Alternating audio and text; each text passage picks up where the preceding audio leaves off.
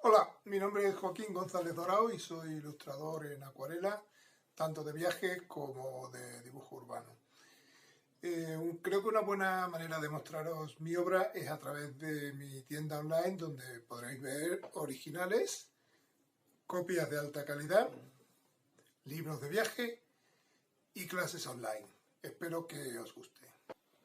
He viajado a los 5 continentes y a través de mis viajes he ido dibujando en cuadernos de viaje que luego he publicado en más de 30 libros que tengo disponibles y he ido haciendo acuarelas de los sitios del mundo que más me han impresionado.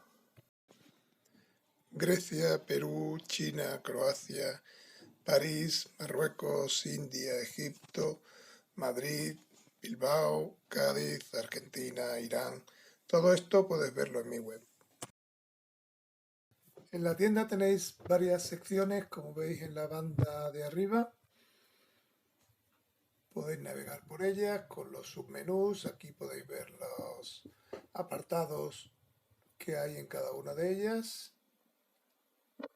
Aquí lo veis también. Hay también una sección de ofertas y originales a precio rebajado. Estos son las copias que pueden ser en tamaño A4 y A3. Podéis buscar el lugar que queráis en el buscador y os saldrá ya las copias que hay de ese sitio.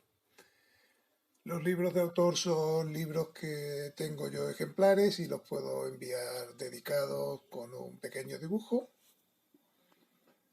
personalizado. Y luego también tengo una sección de acuarelas originales que pueden ser su precio original o rebajadas según la oferta que haya en ese momento. Las ofertas todas las podéis ver aquí, son copias a precios casi de copias, siendo originales.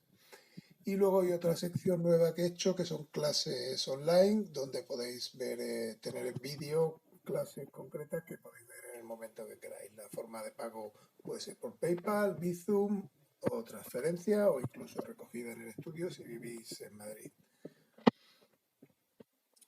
Aparte de esta tienda, tengo también una web donde podéis ver un poco más de información sobre mí, ver algunas otras cosas como mi trabajo de ilustrador y también hay una conexión a la tienda.